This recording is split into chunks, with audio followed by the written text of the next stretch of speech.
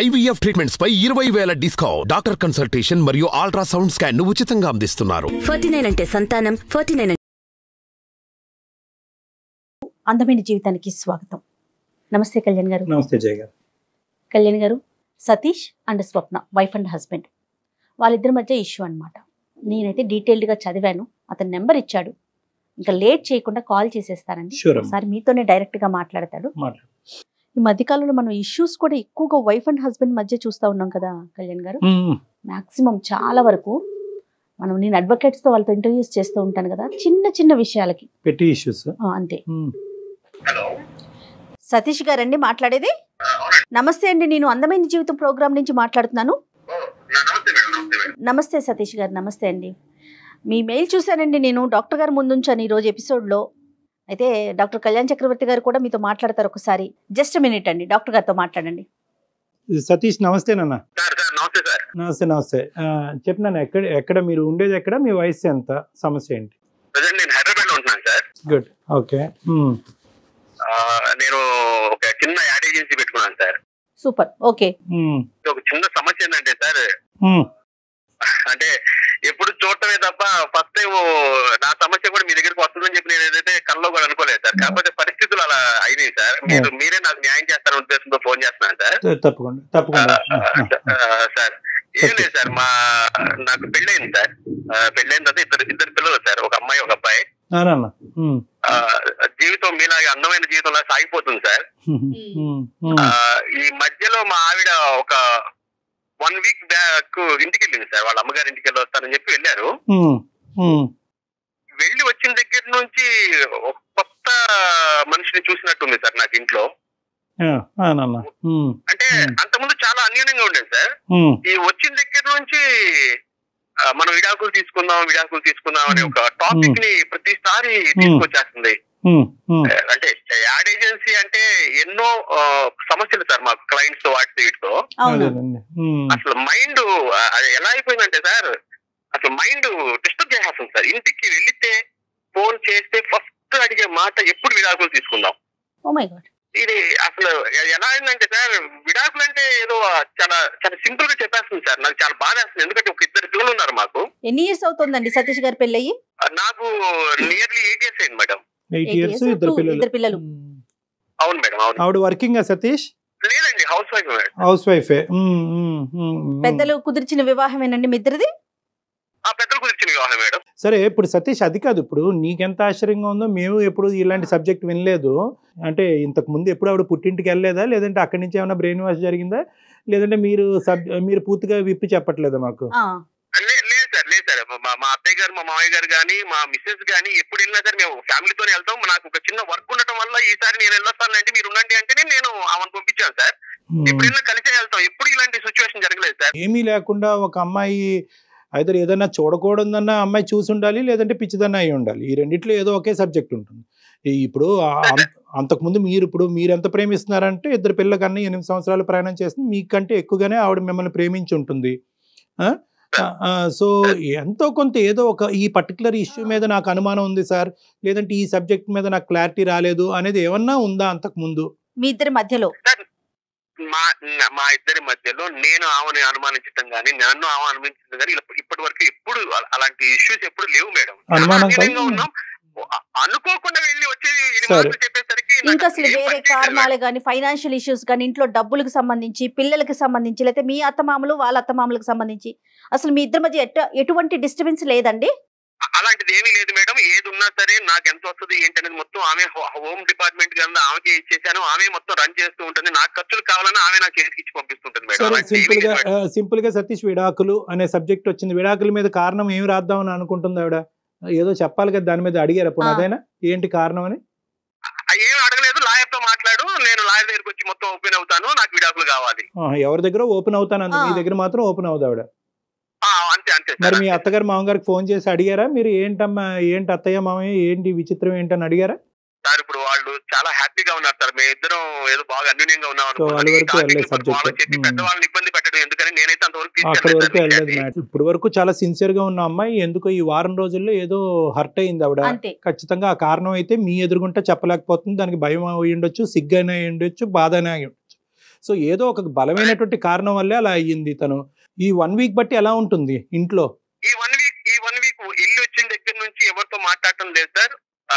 ఎవరు అంత ముందు మన ఇంటికి వచ్చేవాళ్ళు పోయే వాళ్ళతో కూడా చాలా చిరాకుగా సో మాట్లాడుతుంది. షీస్ అప్సెట్ ఇక అవన్నీ తీసేస్తే నన్ను మాత్రం ఇక అసలు ఫోన్ చేసిన గంటకి ఒకసారి ఫోన్ చేసి ఏమైంది, లారీ దగ్గరికి వెళ్ళారా లేదా, ఏదో త్వరగా తేల్చండి, నేను ఉండలేకపోతున్నాను, ముళ్ళ మీద కంపల మీద కూర్చున్నట్టుంది నాకంటే. రైట్. నేను అంతేం తప్పు చేశానమ్మా, నువ్వు ఎందుకు అలా మాట్లాడుతున్నావు అని చెప్పి నేను ఎంత బతికినా సరే నా వల్ల కావట్లేదు సార్. అందుకే మీరు ఏదైనా సలహా అది ఇస్తారని ఇంకా నేను మీతో- ఇంకా అర్థమైపోయింది లేదు సతీష్. మీ దగ్గర అయితే కనుక ఆవిడ మ్యాటర్ ఓపెన్ చేసే ఉద్దేశం ఆవిడకి లేదు. She wants an other platform. ఆ ప్లాట్ఫామ్ బహుశా మనం అయి ఉండొచ్చు అని నాకు అనిపిస్తుంది. ఒకసారి మరి మాట్లాడొచ్చా సతీష్ ఆవిడతో? మనం నేను కాన్ఫరెన్స్ కలపమంటారా మేడం? కలుపుదురు కానీ కలిపే ముందు ఒకసారి ఆవిడతో చెప్పండి, ఎందుకంటే ఇది సమస్య కాకూడదు కదా. అదే మేడం Right. కాన్ఫరెన్స్ కలిపిన తర్వాత నేను మాట్లాడి నేను మీకు కాన్ఫరెన్స్ సరే ష్యూర్ అండి, ష్యూర్. సరే, మేము సరే. లైన్ లో ఉంటాం. Okay okay. Hold on. Madam. ఏంటి కళ్యాణ్ గారు, అంటే బలమైన కారణం లేకుండా విడాకుల దాకా ఎందుకు ఆలోచిస్తారండి? కారణం అయితే ఉండుంటది మేడం. ఆ. ఓన్లీ థింగ్ ఏంటంటే ఆ కారణం ఇతను ఓపెన్ అవ్వలేకపోతున్నాడు, అది నేను అన్నాను గెస్ట్ కదా. వెళ్ళిపోతున్నాడు అంటారా? భయం వల్ల అయినా అయి ఉండొచ్చు, బాధ వల్ల అయినా అయి ఉండొచ్చు, సిగ్గుపడటం వల్ల అయినా అయి ఉండొచ్చు. ఎవరు అమ్మాయి ఆ అమ్మాయి భయపడ్డారా? ఆబ్వియస్లీ భర్త అంటే భయం అయి ఉండొచ్చు, చెప్పుకోవటానికి బాధ అయి ఉండొచ్చు, చెప్పుకోవటానికి తలెత్తుకోలేనటువంటి సమస్య అయి ఉండొచ్చు. आप जिस व्यक्ति से बात कर रहे हैं उसने आपकी कॉल को होल्ड पर रखा। హలో స్వప్న, చెప్పు. అదే మామూలుగా చేసాను. ఎలా ఉన్నావు? ఇంట్లోనే ఉన్నావా? ఇంట్లోనే ఉన్నాను, చెప్పు. ఏం లేదు స్వప్న, నాకు తెలిసిన ఒక డాక్టర్ గారు ఉంటేనే నేను డాక్టర్ గారి దగ్గరికి వచ్చాను. మన సమస్య వరకు చెప్పాను ఇట్లా సంగతి అని. ఒకసారి నీతో కూడా ఒకసారి మాట్లాడతానన్నారు. ఏం డాక్టరు? సైకాట్రిస్ట్ అనమాట. చిన్న మన సంబంధించి ఏదైనా ఉన్నా సరే దాంతో డిస్కస్ చేస్తా ఉంటారు పర్సనల్ గా కూడా. ఎందుకు ఇప్పుడు? లేదురా, నువ్వేమో కదిలితే విడాకులు అంటావు. మరి ఇద్దరు ఎంత అన్యూనంగా ఉన్నావు నీకు కూడా తెలుసు. నువ్వు ఈ టైంలో నువ్వు నాకు విడాకులు అనేసరికి నాకేం అర్థం కాదు. ఎందుకంటే నువ్వు లేకుండా నేను జీవితం అనేది నాకు బ్లాంక్ గా కనిపిస్తుంది. ఇప్పుడు అదంతా కాదు. ఎవరున్నారు ఇప్పుడు? స్వప్న గారు ఒక్క నిమిషం అండి, నేను సుమన్ టీవీ నుంచి జయాని మాట్లాడుతున్నాను. నాతో పాటు డాక్టర్ కళ్యాణ్ చక్రవర్తి గారు, సైకియాట్రిస్ట్ డాక్టర్ ఉన్నారండి. అతను పూర్తిగా చెప్పడానికి భయపడుతున్నారో మొహమాటం పడుతున్నారో తెలియదమ్మా. స్వప్న సారీ ఇటువంటి పరిస్థితిలో మీతో మాట్లాడటానికి. కానీ అతను ఏంటంటే ఒక సందిగ్ధ పరిస్థితిలో ఉన్నారు. ఒక సమస్యకి పరిష్కారం గురించి కోరుకుంటూ మనకు చేశారు. మేమేమన్నా హెల్ప్ చేయొచ్చు అనే ఉద్దేశంతో మీ పర్మిషన్ తీసుకున్న తర్వాతే మీతో మాట్లాడమని స్పష్టంగా చెప్పాము. మీకు ఇష్టం లేకుండా అసలు మాట్లాడే ఉద్దేశం మాకు లేదు. ఈ మధ్యకాలంలో వారం రోజులు బట్టి మీరు ఒక నిరాశకు గురయ్యి ఈ బంధమే వద్దు అనుకుని విడాకుల గురించి కోరుకుంటున్నారంట. దానికి కారణం ఏంటో అతనికి అర్థం కాక అతను డిప్రెషన్లోకి వెళ్ళి మాకు చేశాడు. సరే ఉండయ్యా, ఆవిడతో మాట్లాడదామని మేము చెప్పాము. If it is okay with you will talk with you. లేదండి మేడం, కారణం ఏం లేదు సార్. కారణం ఏం లేదు. నాకు విడాకులు కావాలి, తన దగ్గర నుంచి విడాకులు కావాలని నేను కోరుకున్నాను. స్వప్న, నువ్వు మాట్లాడేది ఎలా ఉందో తెలుసా? కారణం లేకుండా ఎవరైనా విడాకులు తీసుకుంటారా? ఎక్కడ చూసావా? నాతో నువ్వు నాతో మాట్లాడుకు. నాకు విడాకులు కావాలి. నేను అడిగాను కదా, నేను ముందే నీకు చెప్పానా? నీకు ఎన్నిసార్లు చెప్పాను? నాకు విడాకులు కావాలి నీ దగ్గర నుంచి.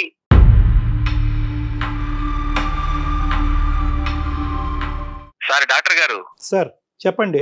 సతీష్, విడాకులు చాక్లెట్లు లాగా విడాకులు ఒక్క నిమిషం నాయన తమ్ముడు ఒక్క నిమిషం టైం ఆవిడని మాట్లాడిని అయ్యా. ఆవిడ స్వప్న దేనికన్నా ఒక కారణం ఉంటది కదమ్మా. ఇంత పెద్ద నిర్ణయం తీసుకుని ఇద్దరు పిల్లలు కన్నా తర్వాత ఇంత పెద్ద నిర్ణయం తీసుకోవడానికి ఒక కారణం అయితే ఉండాలి కదమ్మా. బలమైన కారణమే ఉండుంటుంది స్వప్న, చెప్పండి మీరు. అంటే నేను అవన్నీ ఇప్పుడు చెప్పలేనండి.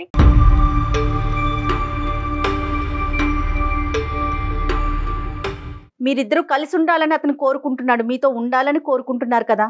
నాకైతే తనతో ఉండాలని మీ లేదండి. మాటను బట్టి అర్థమవుతుంది మీరు చాలా బలంగా గాయపడ్డారని.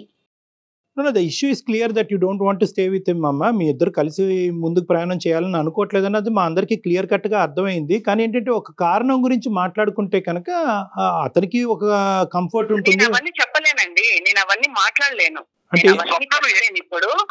ఏం మాట్లాడినా అర్థం అవుతుందా? నువ్వు చెప్పకపోతే ఎలా తెలుస్తుంది నేను ఏమైనా తప్పు చేశాననే, లేదంటే నా వల్ల ఏమైనా జరిగిందా? ఏదో ఒకటి విషయం తెలుసుకుని విడాకులు ఎలా ఇస్తారు స్వప్న? నాకు అర్థం కాదు.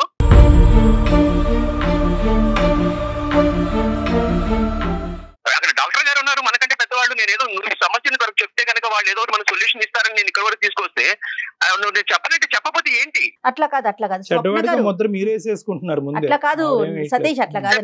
అలాగే ఉంది సార్. ఇప్పుడు ఎవరైనా సరే ఏమనుకుంటారు సార్, ఉన్నట్టు పెళ్ళం విడాకులు ఇచ్చి వెళ్ళిపోతుంది ఏమనుకుంటారు సార్? ఇప్పుడు మీరైనా సరే అదే అనుకుంటారు, ఏం చేశాడు వీడు అని చెప్పి.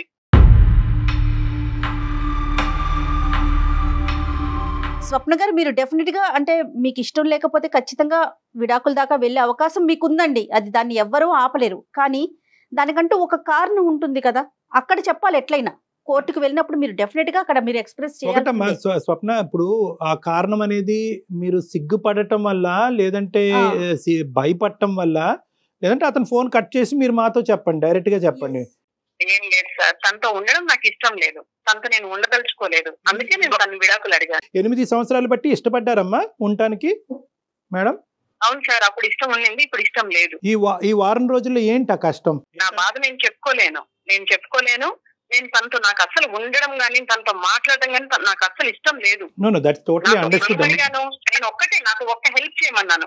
తన నుంచి నాకు విడాకులు కావాలి, నేను అదే కోరుకుంటున్నాను, నాకు అదే కావాలి, నేను అప్పుడు హ్యాపీగా ఉండగలను. స్వప్న, ఇది చిన్నపిల్లలు మాట్లాడేది, ఇదేనా పెళ్లి అనుకుంటే? ఆ బొమ్మల పెళ్లి అనుకుంటున్నావా? మనకి 2 పిల్లలు ఉన్నారు, వాళ్ళ కెరియర్ చూడాలి. నేను పొద్దుననగా వెళ్ళి సాయంత్రం వరకు ఎంత కష్టపడో నీకు తెలుసు, నువ్వే చాలా సార్లు అన్నావు. అలాంటిది ఇప్పుడు వద్దు 1 వీక్ లో నీకు ఏమైపోయింది? కారణం చెప్పటం వల్ల నీ కారణం సిగ్నిఫికెంటో ఇన్సిగ్నిఫికెంటో అని తీసి పక్కన పెట్టేసి మీరు విడిపోవటానికి వీలు లేదని చెప్పే హక్కు ఉద్దేశం మాకు లేదు. మేము కారణం అనేది ఎందుకు చెప్తున్నాం అంటే కనుక ఈ కారణం ఈ రోజు కాకపోయినా రేపైనా చెప్పాల్సినటువంటి కారణం. సో అట్లీస్ట్ ఒక కారణం గురించి మాట్లాడుకుంటే కనుక అతనిలో ఉండే ఈ మెంటల్ టెన్షన్ క్లియర్ అయ్యి ఎందుకు ఎందుకు ఎందుకు అనేటటువంటి పరిస్థితి ఎక్కడైనా మనం ఒక ఫుల్ స్టాప్ పెట్టచ్చు కదమ్మా. ఒకసారి అడుగుతున్నారు కదా, చెప్పమ్మా, చెప్పండి ప్లీజ్. మీరు అడుగుతున్నారు కదా, నేను చెప్తాను. ఇప్పుడు తను అట్లా మాట్లాడుతున్నాడు ఏమని, నాకు చాలా బాధగా ఉంది, వారం నుంచి నాకు నరకంగా ఉంది, మంచిగా ఉన్న లైఫ్ ఇలా అయిపోయింది అనేసి అంత మాటలు మాట్లాడుతున్నాడు. అవునండి, నాకైతే అండి వారం నుంచి నేను నరకాన్ని అనుభవిస్తున్నాను. నాకు ఇంకా అదంతా నాకు ఎందుకు, నేను ఎవరికి చెప్పుకోలేదు ఈ బాధ, నేను ఎవరికి చెప్పుకోదలుచుకోలేదు. ఇంకా నాకు ఎందుకు అసలు నేను ఎందుకు ఈ బాధ అనేసి నేను తనతోటి విడాకులు తీసుకుంటేనే నాకు బాగుంటుందనేసి నేను తనని అడగడం జరిగింది. ఇదంతా ఏంటమ్మా స్వప్న, చెప్పమ్మా, చెప్తే నీకు కూడా కొద్దిగా రిలీఫ్ ఉంటుంది. లేదండి, మా ఇంటి ఎదురుగా ఒక ఆవిడ ఉంటుంది, నా ఫ్రెండ్. ఆమె చాలా క్లోజ్ అయింది అనమాట నాతో. ఇంకా ఆమె రోజు మా ఇంటికి రావడము, తర్వాత ఆమె ఏం చేసినా సరే మా ఇంటికి తీసుకురావడము, మా ఇంట్లో ఏం చేసినా తీసుకెళ్లడము, ఇలా బాగా చాలా క్లోజ్ గా ఉండే వాళ్ళం ఇద్దరం. చాలా క్లోజ్ గా ఉన్నప్పుడు ఇంకా ఎట్లా అంటే ఇంకా వాళ్ళ ఇంట్లో విషయాలు, వాళ్ళ అత్త మామల గురించి, వాళ్ళ హస్బెండ్ గురించి ప్రతి ఒక్కటి చెప్పి ఎప్పుడు ఆమె ఇంకా గంటలు మా ఇంట్లోనే ఉండేది. అయితే నేను కూడా ఇంకా ఆమెకి చాలా క్లోజ్ గా ఉండిపోయాను, బాగా చాలా క్లోజ్ అయిపోయాను. ఎంత క్లోజ్ అయ్యామంటే ఇంకా పర్సనల్ విషయాలు కూడా కొన్ని బాగా షేర్ చేసుకుంటున్నాం ఇంకా ఇద్దరం. అయితే ఎప్పుడు ఈయన ఆఫీస్ కి వెళ్ళిపోగానే ఆమె వచ్చేదన్నమాట, మా ఇంటికి వెంటనే వచ్చేసేది.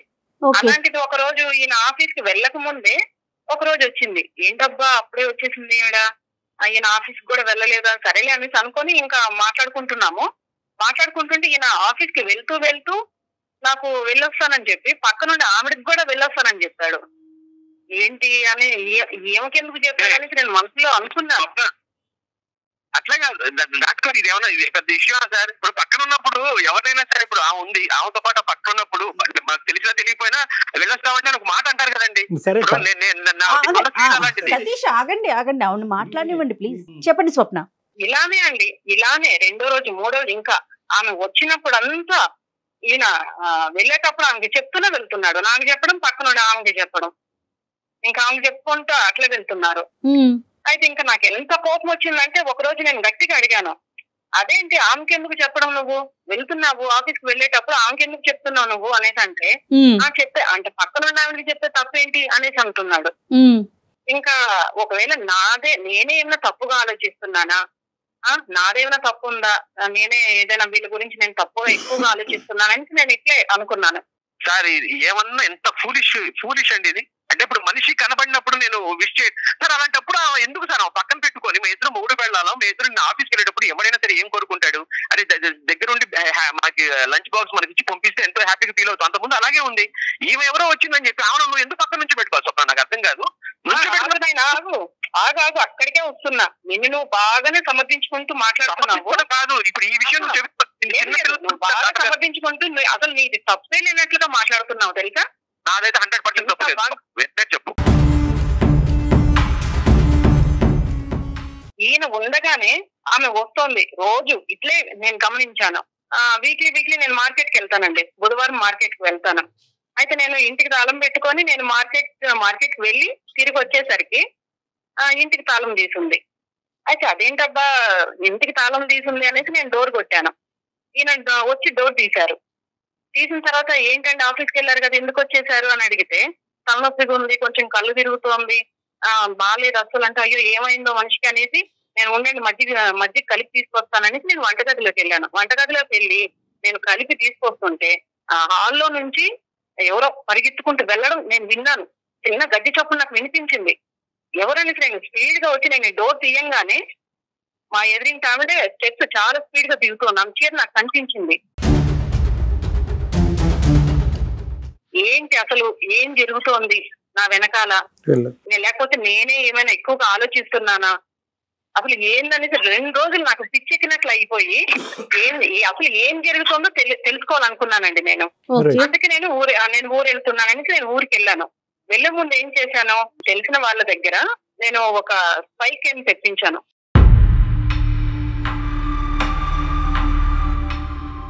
తెప్పించి అది రూమ్ లో, మా బెడ్రూమ్ లోనే ఒక టెడ్డీ బియర్ లో ఇట్లా ఫిక్స్ చేసుకోవాలి మేడం అనేసి నాకు వివరించారు వాళ్ళు నాకు.